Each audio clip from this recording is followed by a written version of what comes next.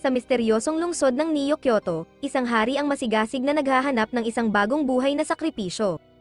Ang paghahanap na ito ay nakapaloob sa isang laro na tinatawag na Build Divide, isang laro ng trading card na bigla ang naging sentro ng atensyon ng buong lungsod. Isang araw, isang anunsyo ang ipinadala sa bawat sulok ng Neo Kyoto, na iniimbitahan ang lahat na ipahayag ang kanilang participation para lumahok sa laro isang linggo mula ngayong hapon. Sa isang madilim na eskinita, nasaksihan natin ang pagtakas ng isang babae mula sa mga kamay ng isang mas matandang lalaki. Halos mahuli na siya ngunit mabilis siyang kumilos, hinugot ang isang playing card, at inihagis ito sa babae, na nagpabagsak sa kanya sa lupa. Ang babae ay gumamit ng sarili niyang card upang kontrahin ang atake at nagtagumpay sa paggawa ng isang kalasag sa huling segundo. Nang subukan niyang muling tumakas, bigla siyang bumangga sa isang lalaki, na dahilan upang matapan ang hawak nitong tinapay sa sahig. Ang gun ay walang awang tinapakan ang tinapay at lumapit para umatake. Ngunit, sa hindi inaasahang pagkakataon, ang lalaki ay bumunot ng kanyang sariling playing card, na nagpakita ng kapangyarihan sa pagtawag ng isang makapangyarihan at misteryosong entidad mula sa ibang dimensyon. Isang higanting pulang bungo na may dalawang malalaking pakpak, na madaling pinatay ang gun sa isang hampas lang. Natuklasan nila na ang pangalan ng babae ay Sakura, at inalok niya si Teruto, ang lalaking may tinapay, ng bagong tinapay bilang pasasalamat sa tulong niya laban sa gun. Pagkatapos ng insidente, nag-usap sila sa isang lugar sa lungsod. Ipinaliwanag ni Teruto kay Sakura na hindi kanya ang card at natagpuan niya ito pagdating niya sa lungsod. Ipinaliwanag ni Sakura kay Teruto, na bago sa lugar, kung ano ang laro ng Build Divide. Sinabi niya na para mabuhay sa lungsod, kailangan niyang matutunan kung paano maglaro ng Build Divide, na pinamumunuan ng hari ng Neo Kyoto. Kung magaling siya sa laro, maaaring matupad ang kahit anong hiling niya. Upang ipaliwanag ang laro, nag-set up si Sakura ng isang friendly mock battle sa pagitan nila. Sinabi niya na ang mga card na may misteryosong kapangyarihan ay tinatawag na Build Divide, na binubuo ng 41 card deck, kasama ang isang ace card o territory card, na susi sa tagumpay ng sinumang manlalaro. Para simulan ang laro, kailangang i-activate ng bawat manlalaro ang kanilang scout lens sa pamamagitan ng pagkurap ng 2 beses sunod-sunod. Si Teruto ang unang gumalaw at naglagay ng isang card sa energy zone. Pagkatapos, naglagay siya ng isa pang card na kapareho ng kulay ng energy card at inilagay ito sa deck. Pagkatapos, nag-release ng isang unit ang mga card na ginamit ni Teruto sa attack phase ng laro. Sinabi ni Sakura na dahil walang nagdedepensa sa kanya sa field, maaaring gamitin ni Teruto ang kanyang attack card para makapinsala sa kalaban. Ipinagpatuloy nila ang kanilang mock battle, kung saan nag-release si Sakura ng kanyang attack unit at sinabi kay Teruto na kapag parehong nasa field ang mga unit o attackers, magdudulot sila ng pinsala sa isa't isa ayon sa kanilang kapangyarihan. Nais ni Sakura na maintindihan ni Teruto ang tunay na kakayahan ng Build Divide. Sa wakas, ginamit ni Sakura ang kanyang ace card na si Laura, at dinala nila ang laban sa teritoryo ni Sakura, kung saan siya may advantage. Habang naghahanda si Teruto ng kanyang susunod na atake, tila may natatanggap siyang premonition kung aling card ang gagamitin. Ipinakilala ni Sakura ang isa pang uri ng card, ang Buster card, na maaaring magdulot ng karagdagang pinsala sa field ng isang manlalaro. May 12 na ganitong card sa isang deck na maaaring magbigay ng burst triggers. Nakatanggap si Teruto ng mensahe na kailangan niyang talunin ng hari. Ginamit niya ang kanyang ace card na si Bloom at sa huli ay nanalo siya sa mock battle. Inanyayahan ni Sakura si Teruto na sumali sa Rebuild, isang arena kung saan nagtaya ang mga manlalaro ng kanilang karapatang hamenin ang hari sa isang Build Divide battle. Dahil hindi niya nararamdaman na sapat ang kanyang galing upang hamenin ang hari, hiniling niya ang tulong ni Teruto para matupad ang kanyang hiling. Pumayag si Teruto at nirehistro ni Sakura si Teruto sa Rebuild. Bumili si Sakura ng tinapay para kay Teruto, na nakatira sa isang tent sa tabi ng ilog sa lungsod. Matapos siyang tanungin, lumalabas na si Teruto ay may amnesia. Dinala ni Sakura si Teruto sa Kamako Academy, kung saan siya rin nag-aaral, matapos makita na suot ni Teruto ang kanilang uniforme. Gayunpaman, hindi talaga maalala ni Teruto kung paano siya nag-enroll sa akademya. Biglang, isang guro ang nakakilala kay Teruto at inakay siya pabalik sa klase. Sa oras ng pahinga, nagkita sina Sakura at Teruto para talakayin ang ilang mga hamon mula sa mga estudyanteng nag-aaral din sa kanilang eskwelahan. Bago pa sila makapagsimula sa kanilang scouting sa mga estudyante, lumitaw sa harap nila si Hiyori Mananashi at hinamon si Teruto sa isang laban. Tumaya si Hiyori ng isang chip lamang laban kay Teruto, na nagtaya naman ng lahat ng kanyang 3 chips, sa kabila ng panganib na mawalan ng karapatan na hamenin ang hari. Sinimulan ni Hiyori ang laban sa isang burst trigger na nagbawas ng 2 buhay kay Teruto. Nag-counter si Teruto ngunit nagawa lamang niyang bawasan ng isang lifeline. Habang nagpapatuloy ang labanan, tinawag ni Hiyori ang kanyang ace card at inactivate ang kanyang teritoryo. Agad namang nag-counter si Teruto na nagdulot ng pagkawala ng higit pang buhay kay Hiyori. Nagpalitan sila ng atake at depensa sa kanilang mga field cards, at pagkatapos ng isang nakakapagod na card battle, sa wakas ay nanalo si Teruto laban kay Hiyori. Matapos matalo, umiyak si Hiyori at sinabing iyon lang ang kanyang pagkakataon para makawala sa kahirapan at magtayo ng mas magandang buhay para sa sarili. Tinanong niya si Teruto kung maaari siyang maging kanyang apprentice. Sa huli, pumayag si Teruto na tila walang ibang pagpipilian. Nakarating sina Teruto, Sakura, at Hiyori sa isang hideout kung saan nagkalat ang mga challengers. Pagpasok nila sa gusali, agad silang nagulat sa dami ng mga manlalaro na walang malay sa sahig, tinalo at naubusan ng kanilang chips. Habang naghahanap ng mas maraming challengers, nakasalubong nila ang isang protesta laban sa eksklusyonismo sa Build Divide. Mukhang may malaking presyon na palaging manalo para magkaroon ng magandang buhay sa lungsod at kung hindi ka magaling na manlalaro, mahaharap ka sa kahirapan sa natitirang bahagi ng iyong buhay. Nahuli si Teruto sa isang media interview at tinanong kung bakit niya gustong manalo. Naguluhan, sinabi niyang gusto niya lang bumili ng tinapay, marahil dahil nakatayo siya sa harap ng isang bakery. Ngunit nagkamali ang mga reporter at inakala nilang napakahirap niya kaya hindi siya makabili ng tinapay. Pagkatapos, hinayla siya palayo ng isang misteryosong lalaki. Samantala, nakipagkita si Sakura sa isang taong nagngangalang Ishinome. Mukhang impormante ito, at tinanong ni Sakura kung sino ang nagnakaw ng lahat ng chips sa hideout. Inabot ni Ishinome sa kanya ang isang dossier tungkol sa magnanakaw na sina Namitsu at Joe. Ang larawan ay nagpapakita na ito rin ang taong tumulong kay Teruto kanina. Sa ibang lugar, dinala ni Teruto si Joe sa kanyang tent at nagbahagi sila ng kape. Tinanong ni Joe si Teruto kung ano ang tingin niya sa eksklusyonismo sa Build Divide, lalo na't wala siyang bahay. Sinabi ni Teruto na hindi niya ito iniisip at may sarili siyang layunin na sundan. Pagkatapos ay ipinakilala ni Joe ang kanyang sarili kay Teruto bago iniwan siya mag-isa sa gabi. Samantala, nakipag-ugnayan si Sakura kay Johan at nag-alok ng isang bagay na hindi niya matatanggihan. Makalipas ang ilang sandali, hinihintay ni Hiyori at Teruto si Sakura na dumating kasama ang bagong challenger na si Joe. Muling tinaya ni Teruto lahat ng kanyang chips, at tinugma ito ni Injo. Agad na nagsimula ang labanan, at kaagad na binawasan ni Teruto ang 4 na buhay ni Injo. Tinanong ni Joe si Teruto kung bakit niya gustong hamanin ang hari, at simpleng sagot ni Teruto ay gusto niya lang talunin ito. Hindi ito nagustuhan ni Injo, na nag-isip na baka gusto lang ni Teruto na umupo sa trono tulad ng iba. Ginamit ni Joe ang kanyang ace card na si Lionel at inactivate ang kanyang teritoryo, Bottomless Canyon. Sa paggawa nito, nakapagbigay siya ng blitz na 3,000 power-up sa lahat ng kanyang units. Ang blitz na ito ay isang preemptive strike na maaaring magdulot ng pinsala sa kalaban at magbigay sa kanila ng handicap. Lumusab si Lionel kay Teruto, nag-activate ng burst trigger at nabawasan ng 3 buhay si Teruto. Nag-activate din si Teruto ng kanyang bloom sa teritoryo nitong Casino of Fate. Sa teritoryong ito, nakatanggap si Teruto ng mga boost upang magamit ang ilang card na kanyang itinapon o hulaan ang mga card sa kamay ng kalaban. Ibinabalik niya ang isang nakaraang card na si Nadia at pinahinga si Bloom. Direktang inatake ni Nadia si Injo at nabawasan ito ng isang buhay. Inatake ni Lionel si Teruto ngunit aksidenteng na-activate ang isang cursed trump card na Sumire kay Lionel.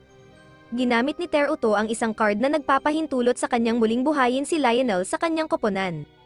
Sa huli, nanalo si Teruto. Matapos ang laban, tinanong ni Teruto si Injo kung bakit hindi na lang siya umalis sa lungsod kung sawang-sawa na siya sa sistema. Nabanggit ni Hiyori na wala ng iba pang lugar maliban sa Neo Kyoto. Samantala, nakatanggap si Ishinome ng kahilingan mula sa isang babae na nais makita si Teruto. Sa kabilang banda, nakipaglaban sina Hiyori at Teruto sa ilang upperclassmen para sa tinapay, at sa huli ay nanalo sila ng lahat ng paninda mula sa tindahan. Naghahanap si Sakura ng higit pang challengers, hindi alam na pinagmamasdan siya ni Ishinome sa buong oras. Habang naghahanap sina Hiyori at Teruto ng higit pang tinapay, hinamon ng isang babae si Teruto sa isang duel kapalit ng espesyal na croissants. Agad silang nadala sa isang labanan, at naitrap niya si Fury sa isang haligi. Nagsimula ang kanilang labanan, at hinugot ni Teruto ang Bloom habang hinugot naman ng babae ang kanyang ace card na si Margreya. Gumamit din ang babae ng espesyal na card na nagbibilang ng bawat unit na ipinadala ng kalaban sa kanya. Sa tuwing mangyayari ito, nakakakuha siya ng isang conviction counter na gagamitin niya para i-activate ang kanyang huling galaw. Una umatake si Teruto ngunit nakakuha siya ng flashback na nagmumungkahi na personal niyang kilala ang babae. Hinugot ni Teruto ang bloom at inactivate ang teritoryo, at nabawasan ng 3 buhay ang babae. Gayunpaman, na-activate ni Margarita ang kanyang teritoryo, Shrine of Justice, at gamit ang 2 coins na kanyang nakuha, na-restrain si Bloom mula sa deck ni Teruto.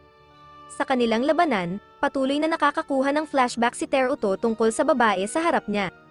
Samantala, naghahanap si Sakura kina Hiyori at Teruto ngunit hindi niya sila makita. Bumalik sa labanan, mukhang nais ng babae na mapanatili si Teruto para sa kanyang sarili, tila obsesyon sa kanya, at nagawa niyang mag-perform ng sunod-sunod na atake para manalo sa laro. Sa wakas, lumitaw si Sakura at dinala ni Anishinome si Kiko palayo. Ipinahayag na natalo si Teruto kay Kika, ang kanyang maliit na kapatid na babae at ang tunay na hari ng Neo Kyoto. Nagmuni-muni si Teruto habang nanonood sina Hiyori at Sakura mula sa malayo.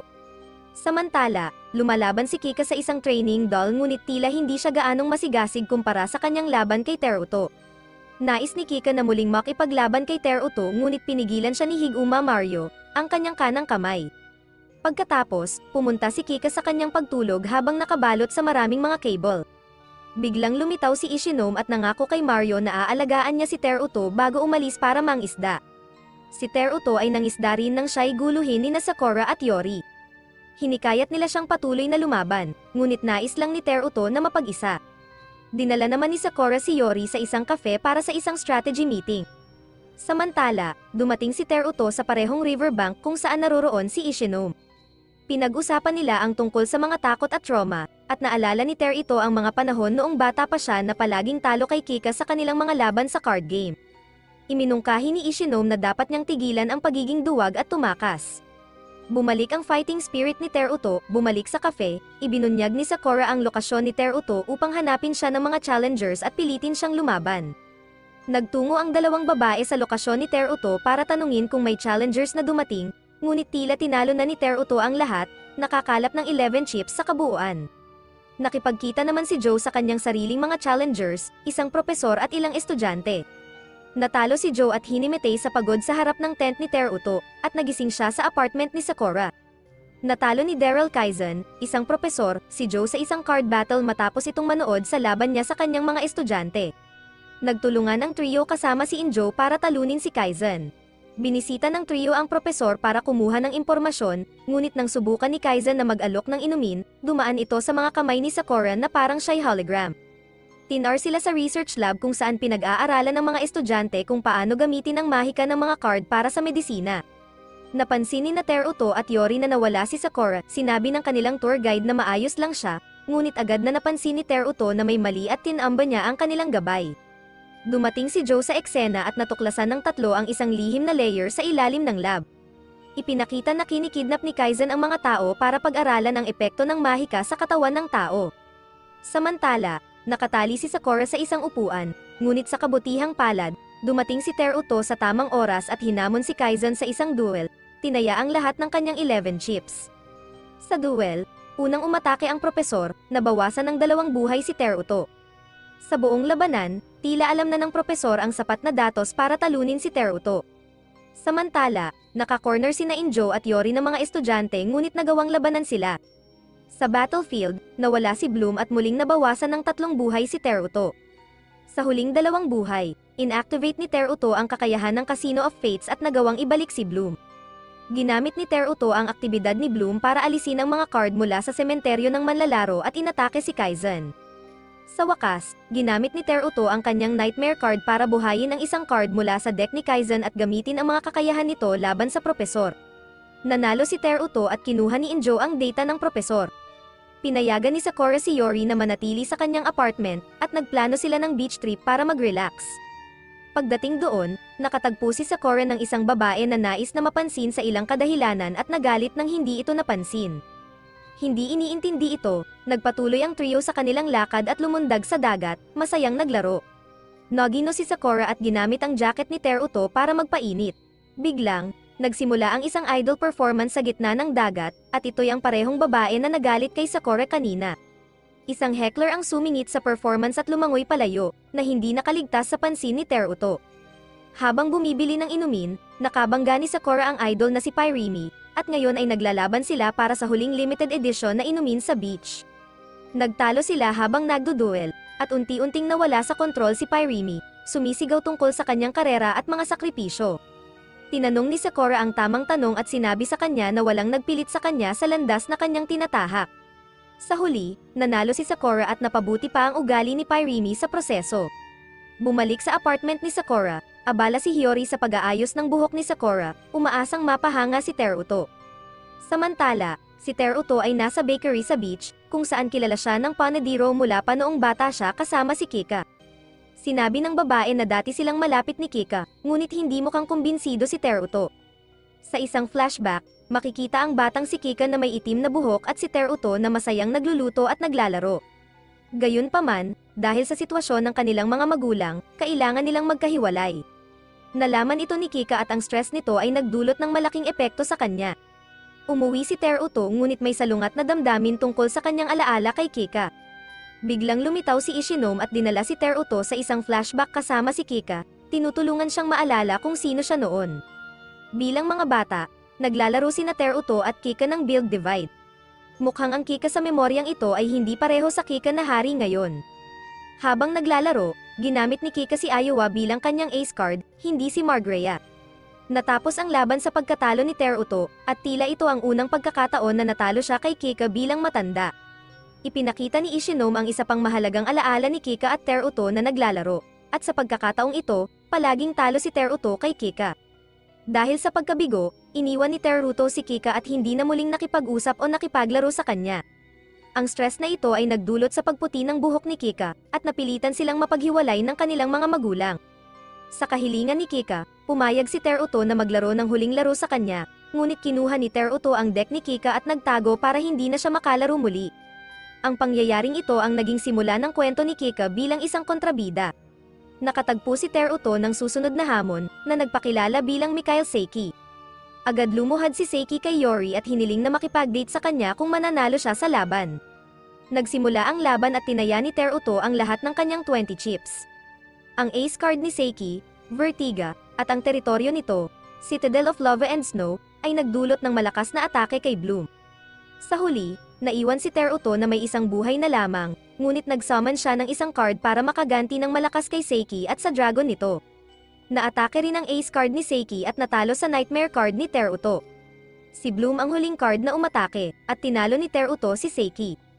Nakakuha si Teruto ng 20 chips at sapat na ito upang hamanin ang hari. Umalis si Seiki ngunit hindi bago muling ipahayag ang kanyang pag-ibig kay Hiyori. Ibinigay ni Teruto ang susi kay Sakura, at umalis si Sakura upang gamitin ang susi para matupad ang kanyang hiling. Sa daan, naalala niya ang kanyang pagdating sa Neo Kyoto. Hindi rin niya matandaan kung bakit siya naroon o sino siya bago ang lahat ng ito.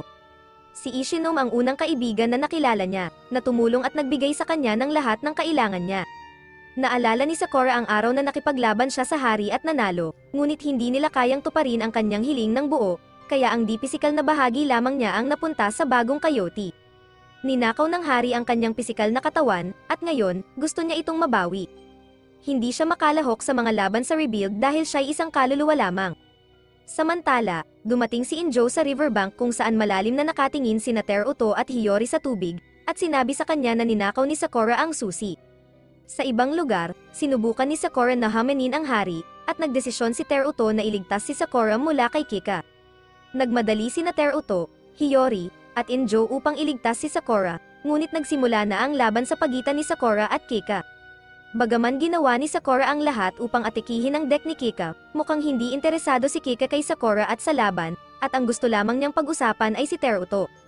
Sa gitna ng laban, ipinakita ni Kika ang kanyang bagong teritoryo na ikinagulat ni Kika.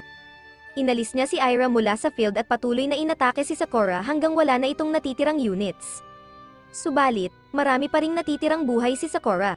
Naglunsad si Sakura ng sunod-sunod na combo, ngunit tila na-counter ni Kika ang bawat isa sa mga ataking iyon. Sa huli, napilitan si Sakura na mapasok sa sulok, at lalo pang inasar siya ni Kika. Lumalabas na si Sakura ay talagang nilikha mula kay Kika, ibig sabihin, ang mga alaala ni Sakura ay mga alaala rin ni Kika. Ngunit hindi ito nagpapigil kay Sakura sa paglaban para sa kanyang sarili. Sa labas ng gusali, tinulungan ni Ishinome sina Teruto, Hiyori, at Injo na makapasok sa loob. Bumalik sa labanan, parehong ayaw sumuko ng dalawang babae. Biglang sumigaw si Teruto kay Sakura, pinakikiusapang itigil na niya ito. Kung hindi, mawawala siya. Tumanggi si Teruto na hayaan si Sakura na mawala, ngunit nawala ng katinoan si Kika sa nakakagalaw na eksena at sinubukang umatake, ngunit pinigilan siya ni Teruto. Gayunpaman, tinanggap na ni Sakura ang kanyang kapalaran at nawala na parang bula. Hinamon ni Teruto si Kika sa isang labanan, magkapatid laban sa magkapatid. Nagsimula ang labanan sa pagitan ni Teruto at Kika. Sa isang flashback, naalala ni Teruto na nakipaglaban siya sa hari noon at nanalo. Nadala siya sa Kyoto, at natupad ang kanyang kahilingan. Bagamat patuloy siyang lumahok sa mga hamon ng Build Divide sa Kyoto, pagkatapos ng 2 taon ng pakikipaglaban, dinala si Teruto kay Mario, na nagsabi sa kanya na siya ang magiging sisidlan ni Mario. Tumakas si Teruto at sa kalaunan ay natagpuan ang sarili sa isang silid kung saan naroon ang pangunahing server ng Neo Kyoto. Lumalabas na ang Neo Kyoto ay isang virtual na lungsod, at ang mga residente ay nasa loob ng mga barrel kung saan ang kanilang mga isip ay ginawang mga signal na ipinadadala sa virtual na lungsod. Sa isang kapanapanabik na pag-unlad, natuklasan na ang virtual na lungsod ng Neo Kyoto ay nilikha ni Mario Higuma, ang pinakamahusay na manlalaro ng Build Divide. Sa puso ng lungsod, ang pinakamahusay na manlalaro ay inilalagay sa pangunahing CPU at pinagsasama sa programa upang masiguro ang matatag na operasyon ng lungsod. Gayunpaman, ang mga anyo ng buhay na ito ay mabilis na naubos. Ang hari ay ang pangunahing CPU at ang programa mismo. Ang layunin ng Build Divide ay upang mapanatiling buhay ang hari, ang pangunahing CPU. Nakita ni Teruto si Kika bilang bagong hari dahil siya ang pumili na matransport sa Kyoto. Ito ang nagtulak kay Teruto na bumalik sa Neo Kyoto upang iligtas si Kika. Sa patuloy na labanan, naiwan si Teruto na may 7 buhay. Tinawag niya si Bloom at inactivate ang isang bagong teritoryo, ang Tower of Trials. Nagbigay ito sa kanya ng kakayahan na magdagdag ng card sa kanyang kamay at magdagdag ng isa pang card sa sementeryo na maaaring tawagin ni Bloom sa ibang pagkakataon. Nagtawag din si Kika ng kanyang bagong teritoryo at ginamit si Margreya upang atikihin ang decoy ni Teruto. Pinataas ni Teruto ang kapangyarihan ni Bloom at nagawang atikihin ang isa sa mga card ni Kika. Sa bawat oras, unti-unting bumabalik si Kika sa kanyang dating sarili. Samantala, si Mario ay nagpapakasasa sa kapangyarihang ipinapakita ni Kika at Teruto. Sa patuloy na labanan, naglabas si Kika ng decoy upang seluhin ang mga atake ni Teruto. Nag-counter si Teruto at naglabas ng card na nagbuhay muli sa isang patay na card na nag-alis ng decoy ni Kika at binawasan ng isang buhay. Ang labanan ay malayo pa sa pagtatapos, at mayroon na lamang silang isang buhay bawat isa. Nakakuha si Teruto ng Yora at ginamit ito upang talunin si Kika. Inamin ni Teruto na ang Yora na ito ay mula sa deck na kanyang ninakaw noong sila ay bata pa. Natalo ni Teruto ang huling unit ni Kika at ginamit si Yora upang direktang atikihin si Kika. Naalala niya noong siya ay inalok sa hari, at naging pangunahing katawan. Nilikha niya si Sakura upang hanapin si Teruto sa kanyang lugar. Natalo ni Teruto si Kika at sinubukang iligtas si Kika, ngunit nahuli ang magkapatid ng mga programa ng hari.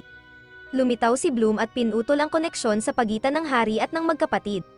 Gayunpaman, sa lugar ni Kika, si Teruto ang kinuha, at si Joe ay nagpunta sa kinaroroonan ni Mario, marahil upang labanan ito. Inihayag na si Injo ay nilikha sa pamamagitan ng mga eksperimento sa Biotoken at tinatawag si Mario na kanyang ama. Nawala si Bloom at sinubukan ni Kika na iligtas ang kanyang kapatid. Sa huli, dinala si Teruto sa kawalan, nahaharap si Mario sa isang banta ng infestation sa programa ng pangunahing CPU. Ang hinaharap ng Neo Kyoto ay tila nakabitin sa balanse habang nagsisimulang gumuho ang virtual na lungsod. Salamat sa panonood, huwag kalimutang mag-like at mag-subscribe para sa higit pang mga recap ng anime. Hanggang sa susunod, ingat kayo, mga kaibigan.